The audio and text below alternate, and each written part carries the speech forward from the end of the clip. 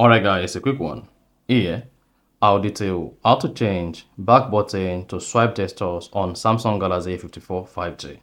So if you have the Samsung Galaxy A54 5G and I want to change all these buttons to swipe gestures so that you can easily swipe up on your Samsung Galaxy A54 to open your recent, swipe on the left or on the right to go back.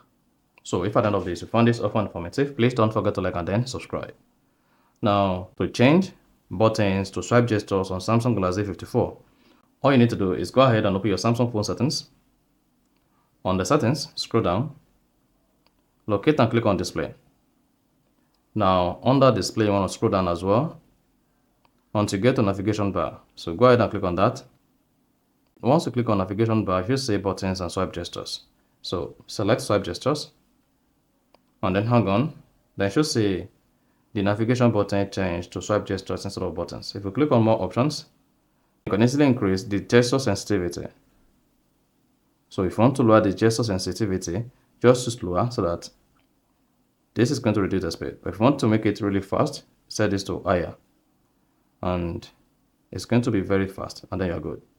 So that's exactly how you can easily change back button to swipe gestures on Samsung Galaxy A54 5G.